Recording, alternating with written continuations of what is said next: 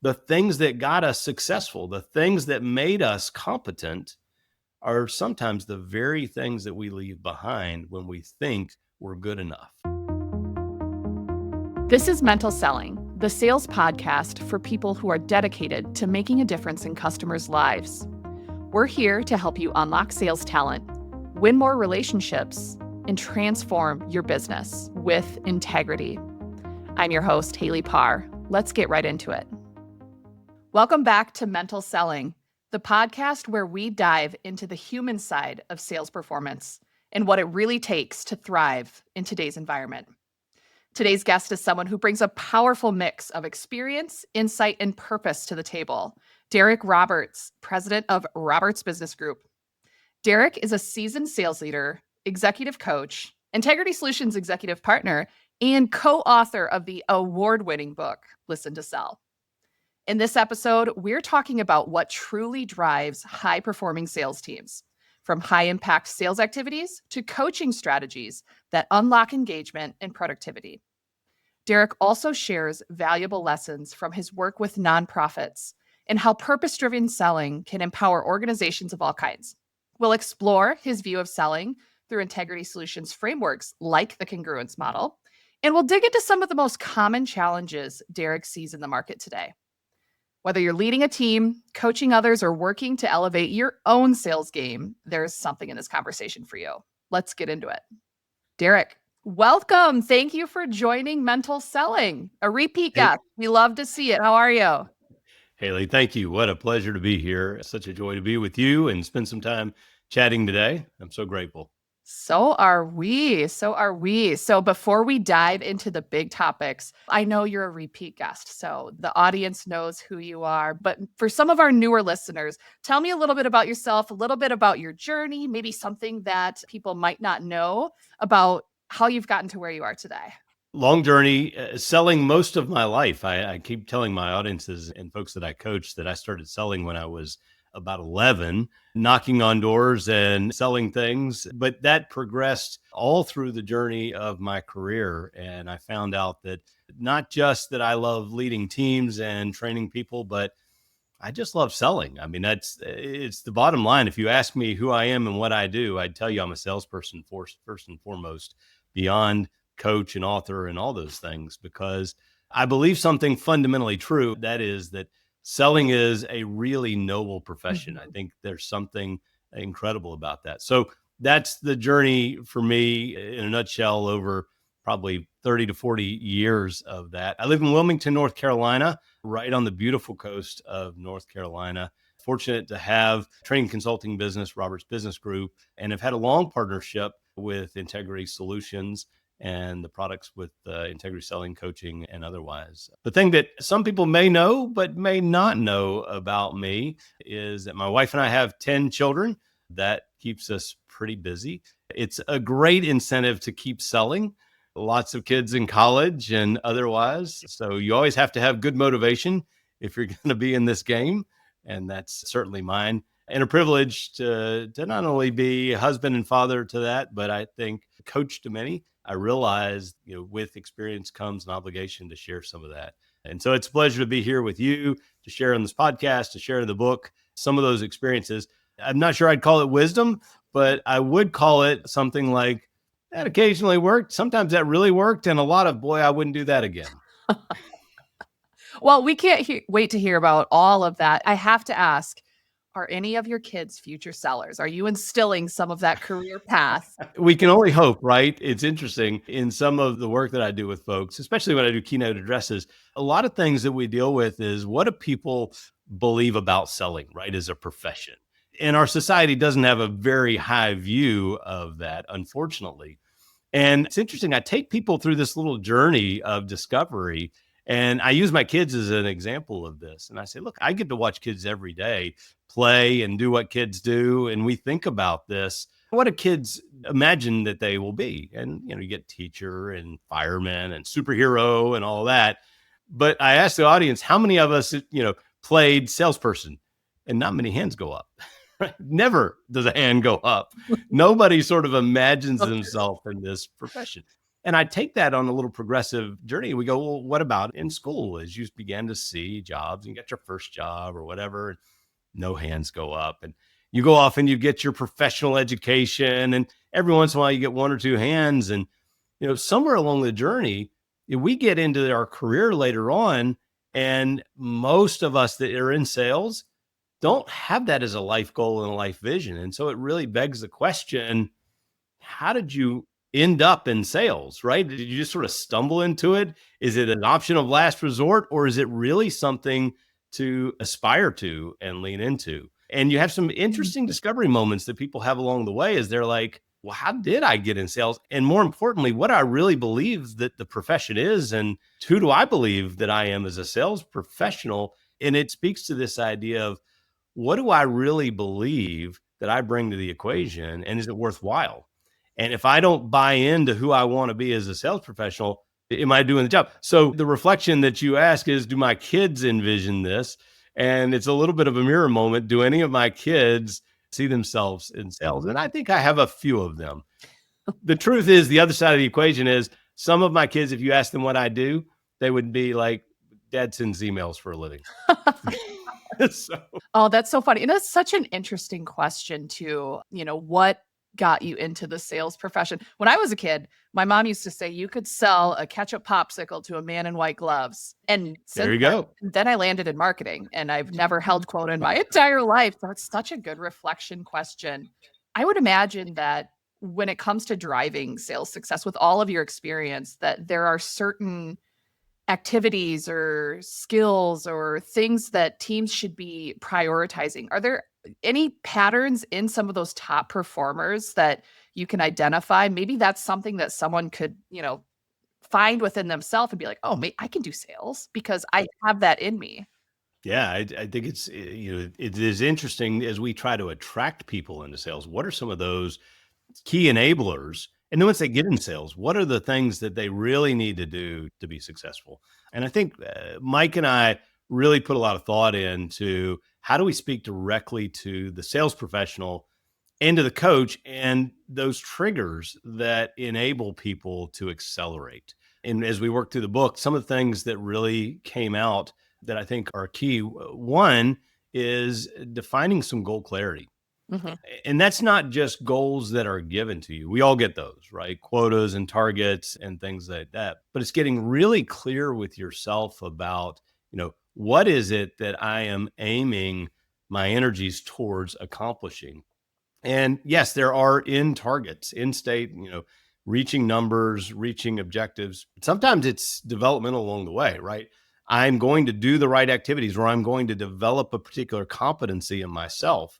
And that goal clarity is what then releases what we've identified as achievement drive, right? It's the energy to go get it done.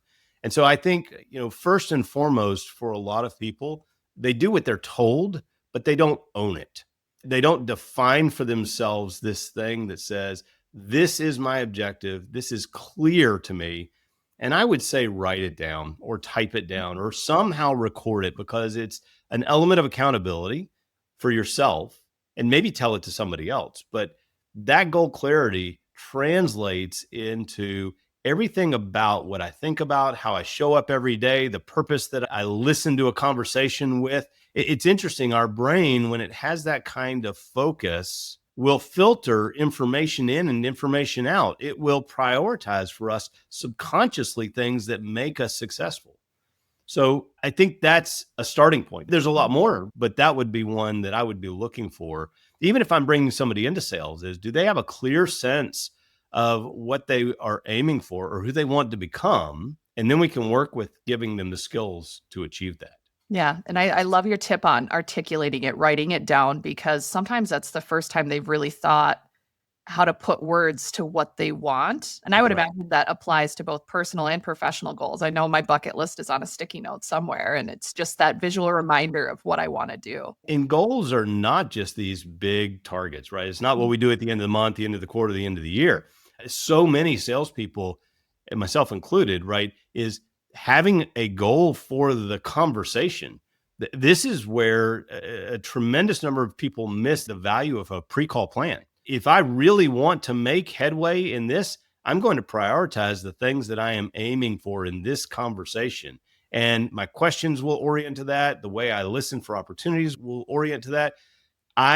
Goal clarity is, a pre-call plan is a method of goal clarity, even for that next most important conversation. Mhm. And how much time would you say is the right amount of time to spend on that plan and that research process? That's probably a hard question.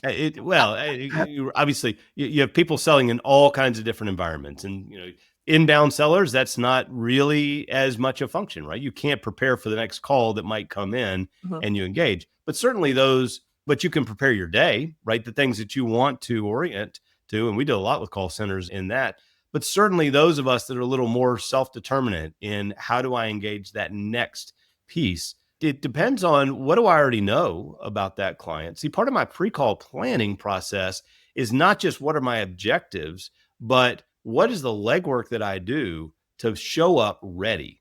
Hmm. And so pre-call planning, I derive a lot of my in state from the pre-work. I might need to do a little research. I may need to do a little back look. So showing up mindfully engaged and ready. So sometimes that can take just a glance at old notes.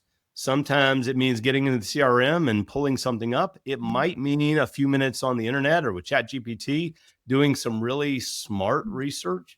So it could go anywhere from, a few seconds to get myself oriented to perhaps, if necessary, some pretty, robust planning and research, especially if I have multiple people involved or if I have something of great consequence. The risk is that we think we've got it right in our brain. Yeah, you know what? I've got that. I've thought of my 3 questions. I've done this 100 times before.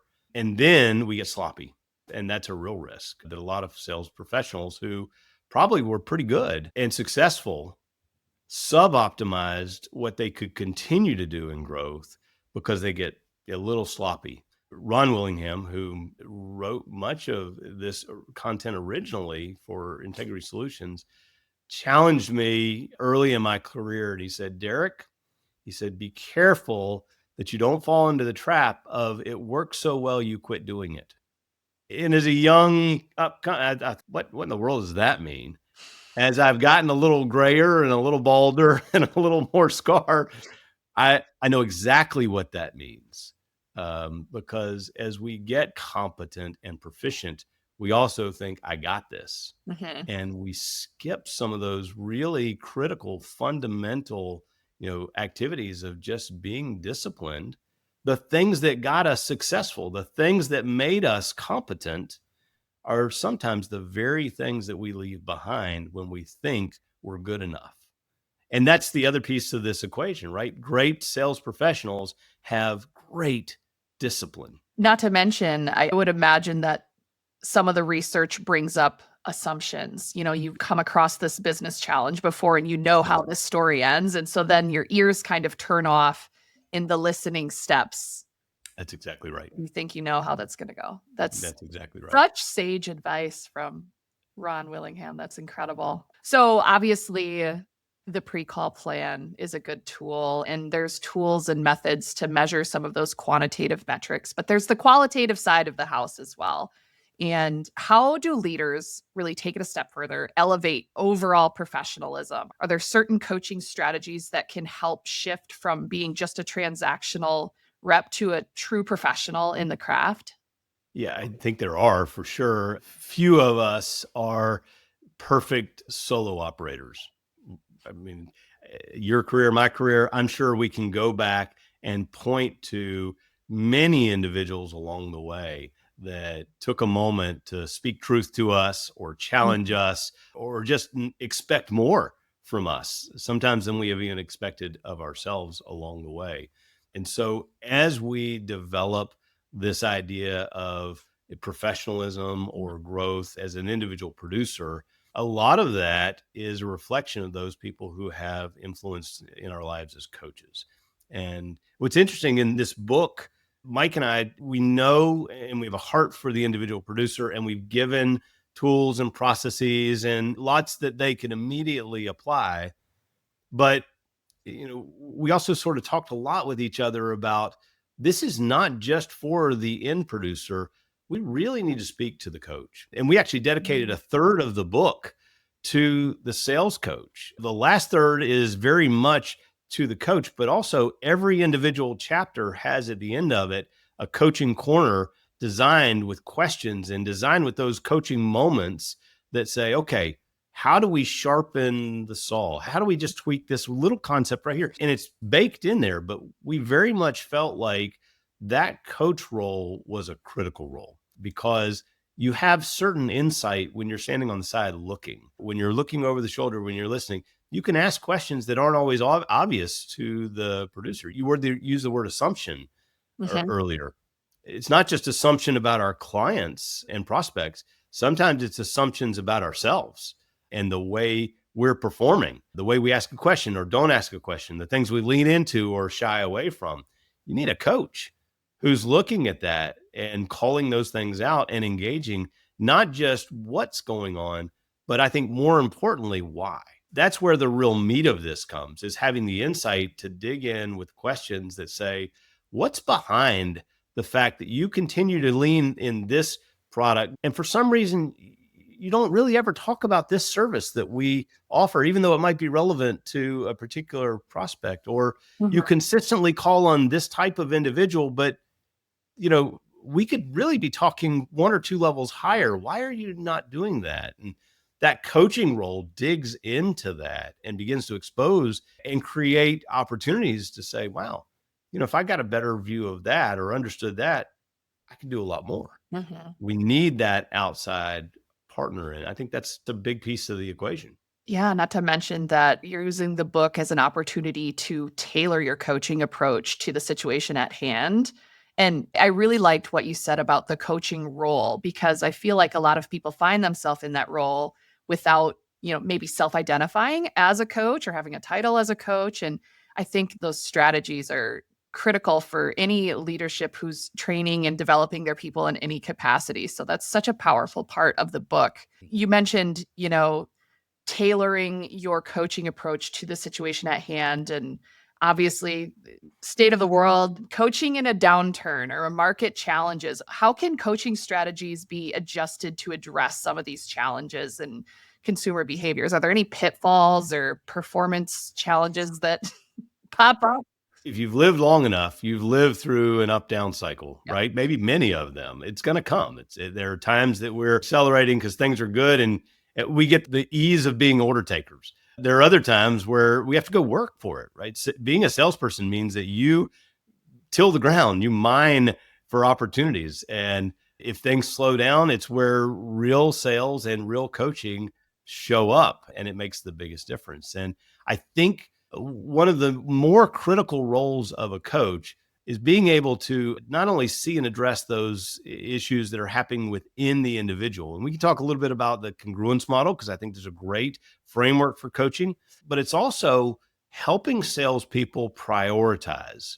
This is a pitfall I see with a lot of folks, especially when things begin to slow down.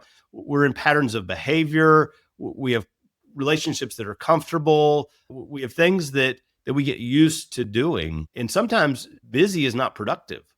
So a coach has to lean in and help sometimes a sales producer rethink or reprioritize the way they're spending their time, the way they're using their day, the contacts they're making, choosing to let go of one that they're not getting traction on quicker because they go make another contact to cultivate better opportunity, or staying with one because the right decision makers are not in the equation yet, and you haven't been disciplined to do that and prioritizing that because the potential upside is great enough, but the salesperson is missing it because they're doing other things that are easier or more comfortable or feel productive, but aren't really accomplishing the objective. So I think for sure that becomes much more in focus as things may slow down in an economy, or you get fierce competition in a market space.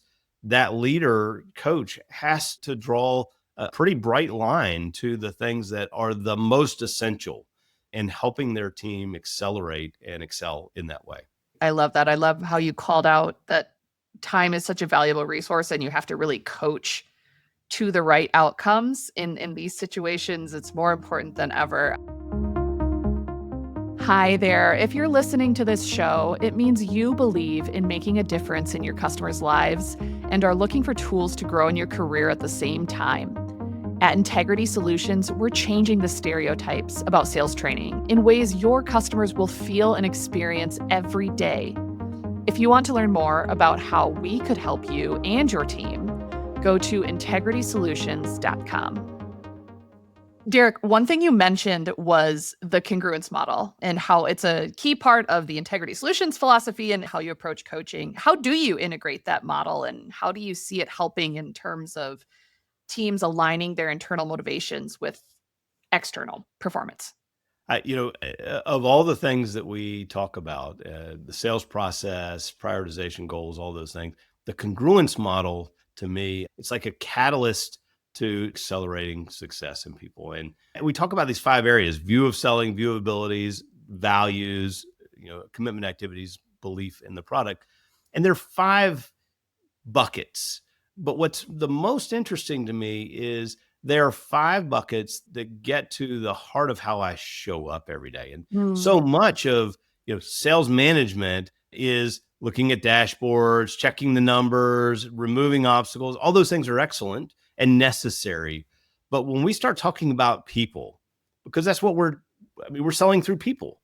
And Mike and I leaned in on the people piece of this to go, hey, what you believe about who you are and what you do and how you show up absolutely influences the activities that come out of it. So do you really believe that selling is not just something you could do or should do, but who you want to be? Does your view of selling say, you know what? I'm proud of this professional. I feel good about that. And can we coach to that? Because if you don't, somebody needs to help you work through that, or you need to go find something else to do. And that's perfectly fine. And then view of your abilities. Do you have the right skills to do these things? What do you need to be trained on? What do you need to learn to create a more robust? And if you are appropriately trained, do you show up in confidence, knowing that I can handle almost any discussion here? And the tripping point of that is sometimes I have a very high view of my abilities because I've got a lot of experience, and I show up and I want to share all that. That's not what selling is, right? Showing up and telling your customer how great you are, all you know, and everything you know, you're just going to drive them away. Do I have the ability to show up in confidence and go, you know what? I can go a lot of places. What I really need to apply in view of my abilities is, do I know how to ask the best questions and to really stimulate discovery and understanding and buy-in on my customer's point of view? And then values.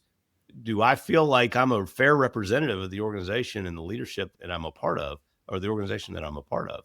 And if I'm out of sync in that, that's probably going to impact my ability to be successful. Commitment activities, those things that, do I know what I need to do on a daily basis and do it? Like with discipline. Go back to that discipline topic we talked about. And then finally, belief in product. And so many people get tripped up on, being in competitive markets and going, well, I don't have the most innovative product, or, I sell it and somebody else drops the ball, or, all of these excuses. And sometimes a coach needs to step in and go, let's reevaluate that. What's your job to make sure that the customer receives value? Whether we're the cheapest or the most innovative or the most efficient or whatever, we work on those things as an organization. But your job is to make sure that the customer receives value. And if there's a fair exchange of value, if there's a fair exchange of value, then that's worth selling. Don't get hung up on that. And sometimes we talk ourselves out of sales as salespeople because we know all the other things that could be. Like, no, this is worth it to the customer. Let's move forward. So the coaching piece of this is that model gives us the ability to now filter our behaviors through something that says, if any one of those is out of balance, I'm out of congruence, which means I've got a constriction. My throughput is probably limited. And that's a coach's role, to lean in and observe and ask questions and engage. And that's something that, in fact, for me, right here by my desk, I actually keep a picture of the congruence model on my wall for a self-evaluation. Every week, I kind of look at my activities and I go, did my activities warrant a high level of performance that I expected of myself? And if not, where in the congruence model am I getting hung up. Mhm. And truthfully, there are things sometimes. It's a dynamic. Every week, we deal with different things, right? I'm so glad you brought that up because the first time I read the book, it hit me in the chest like, holy cow, these questions, I don't know that I'm obviously not a salesperson, but is anyone asking themselves these questions? They're simple, but they're not easy. And Yeah. it's really just putting some language around how you're thinking about, like, maybe all of those things are going on, but without the actual words in the context, it's hard to evaluate yourself. And so I love that you have it up on the wall, and I'm going to do the same. I'm going to steal that tip from Eric Roberts' playbook. That's incredible. And I'm glad it's not just me. When I read it, I was like, wow. Wow. I imagine this is kind of an aha moment for your clients as well when they read about some of these things. Oh, it is because, so much of the world tells you, well, just make more calls. Okay, well, I can do that. Are they going to be productive calls? What's behind that? Just turn this off, turn this on. I mean, we're humans. Yeah. We can't just turn things off and turn things on. And when someone will lean in and ask those tough questions or observe and then extrapolate, I see this behavior. What's behind that? Mhm. Is it merely that you don't have enough understanding of what our product is? Do you need more training? Great, let's get you more training. Is it that you're hung up on some beliefs about what the organization or others in the organization or our pricing or whatever? Let's work through that.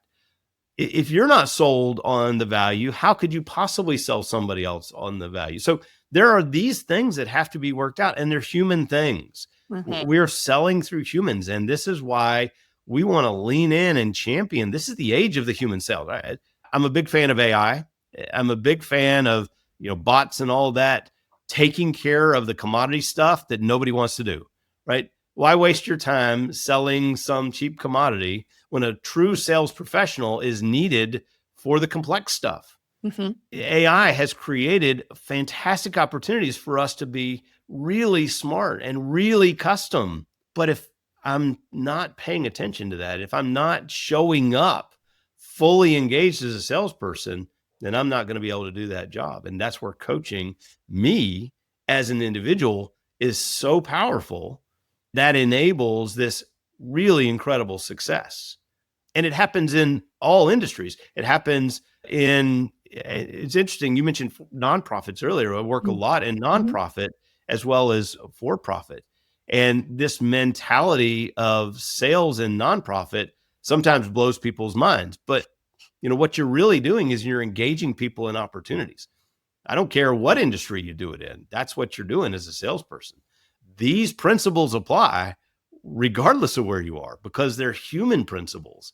And then they translate into productivity actions as a result. I'm glad you brought up nonprofits. I'd love to talk about the event that you recently attended, the ADRP event for nonprofits, and your session titled Sales Coaching That Transforms Activity into Productivity in Donor Recruitment.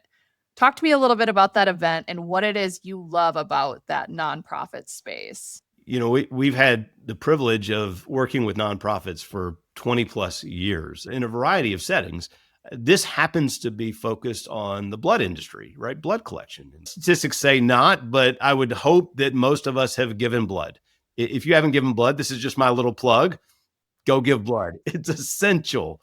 But this industry, is such a great understanding of how sales translates in unexpected places because how do you get people to show up to give blood? Well, you hold a blood drive, but somebody's got to coordinate that. Somebody's got to initiate that. Somebody has to create that opportunity. And this industry works to go out and engage and recruit people who set up blood donation moments, right? They're recruiting their constituency, whether it's a business or a school or a community organization or whatever. That's a sales activity to go out and find people who will then champion that so that we can pull off a blood drive that actually produces the right amount of units and things like that. And and so what are we doing there? Well, we're getting people to buy into participation in the mission. And there's an exchange of value that has to Mm. happen there. And so we've been working with this industry now for years and years, and I'm so grateful to be a part of it because it's a highly mission driven group of individuals, and they produce incredible life-saving outcomes. But what's interesting is we're making that connection between mission and margin. Right? You have to do a certain level of activity to enable what happens. And these organizations grow because they have people there donating blood, and then that blood gets translated, cleaned and processed and provided at hospitals and across the nation. That act of engaging people is a sales activity. And a couple of things that have come up, and this is across nonprofits. It's not just this industry. It's this idea that let's talk about your view of selling. What do you really believe selling is? If you look at our definition, selling is a noble profession because it connects solutions to needs that provide better outcomes. Well, that resonates at a mission level, but it doesn't necessarily always translate into understanding, well, wait a minute, the world talks about selling like this. So we recast that and we reframe a view of selling so that people go, you know what I'm doing is valuable and it is an act of selling. Let me lean into that. And when they do, you see success. They have a strong values alignment. Yep. You have all these things. So what we have talked in this industry about is you need discipline and process. I think that's true in any industry, right? If you're going to sell something, you have to have process, you have to have some kind of methodology, some consistency, some discipline, so that you can coach to it. Because a coach needs to be able to step in and say, are we doing the right things? ABC. Are we doing them in the right way, consistently? Are we doing them enabled to be successful? Because if people showing up and wanting to do the right things, being highly motivated in terms of energy and activity, and they may even have the right process, but they're stymied by what they believe they're doing. And so you coach to that. And we've seen incredible success in how they are leaning in and going, hey, let's own the fact that we've got to go do these activities to grow the industry.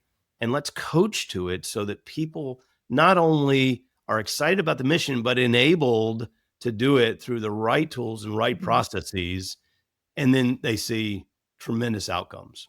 I'm all fired up now. I'm going to go donate some blood, make my next appointment. It's really interesting because you've worked with so many mission-driven teams to talk about how that focus on the mission can sometimes get in the way of fulfilling and accelerating, and how you've addressed that through your coaching strategy and been able to tailor and pivot and seen success that way. So, oh my goodness. Derek, I could talk to you all day long. Again, we're going to have you back because we have so much more to talk about, but we have to wrap. Before we do, I'd love to know, tell me one thing or a theme of something that's got your attention right now, whether it's a book, a hobby, a trend, a market factor, something completely off the radar. Where is your focus? What's inspiring you these days?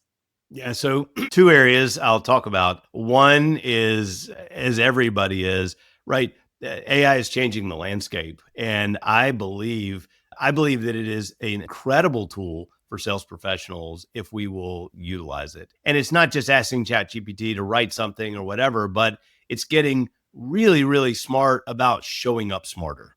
I think that is a real pitfall. So many of us show up and we use that interaction with our customer to data mine. And really, shame on us, right? If we're sitting there asking a bunch of questions, just asking our customer to inform us so that we can then ask better questions, we can do so much of that ahead of time. And so just the proliferation of tools and what's coming out all the time, I'm a bit of a tech, enthusiast in that way. And so I absolutely am spending a lot of time and attention in that, and even using that tool as a coaching tool. You can ask it to coach you and to challenge you, even using these models. What's interesting is our book is out there digitally. And so I will ask ChatGPT to, coach me based on listen to sell and these models. And it comes up with fantastic questions. I'm like, wow, I'm going to use that. And it's extracting our stuff out of our tools. That's number one. The second piece of this is, though, that we talk a lot about emotional intelligence, being able to be. I've got a friend who a few years ago wrote a book called Physical Intelligence. And her name is Pat Payton. And I met with her recently when I was out in Arizona, and we were talking through some of these concepts. And I've started reading through her book and just recognizing that how I show up, not just mentally, but physically, has a huge impact on my ability to be present, because just being attentive to my own routines, my own health, that just those simple disciplines, even quieting my mind, makes me more attentive. And, what's curious about this is it reflects back on, if you look at integrity selling, and we have these action guides on the 6 steps of selling. Our first step is approach. And the very first action guide that we say that everybody should pay attention to is tune the world out and tune people in. And there's sort of a practice of quieting the mind, right? Being really present and just getting rid of the noise and distractions and all that. Well, I think that happens in the sales conversation, but I believe to some degree it needs to happen to us as individuals before we ever show up. Take your time, just a few minutes. For me, it's before my feet hit the floor in the morning, I spend some time praying. I spend some time just thinking about, who I am and how I'm going to impact people, and just that recalibration, and then the physical activity that goes along with that, and getting yourself healthy to be the best producer. It's easily forgotten in a busy society. And I know busy. My wife and I have 10 kids. So there's the day starts in a rush. That's the kind of thing that I'm paying attention to. I love it. Tune out to tune in. That's a biggie for me as well. And a great way, a good reminder for all the listeners as we wrap this episode. Derek, it's been an absolute delight. I'm having a blast. Like I said, I'm all fired up. I've got a ton of ideas and I can't wait to talk to you again. Before we wrap, please let everyone know where they can find you, where they can check you out and see everything you have going on. Hayley, thanks. For sure. Find me on LinkedIn, Derek Roberts. I'd love to connect with you and be a part of that dialogue. You can find our company at robertsbg.com, Roberts Business Group, robertsbg.com. We've got resources there. We've got some coaching guides that we'd love for you to come and take a look at and interact with us, and it'll give you some tips on that. Certainly the book, if they're interested in finding the book and commenting on that, we always happy to have reviews. Reach out to us. The book is also an audiobook form, and I know some of us that are salespeople, we prefer. It's just more convenient to listen as we're on the go. So any of those places, I'd love to interact and happy to connect with folks. Excellent. Well, thank you so much. Appreciate it. What a joy to be with you. Absolutely. Thank you. Thank you for joining us on Mental Selling. If today's conversation resonated with you, be sure to subscribe, leave a review, and share it with your network. For more insights on how to go beyond winning deals and build real customer relationships, visit integritysolutions.com. See you next time.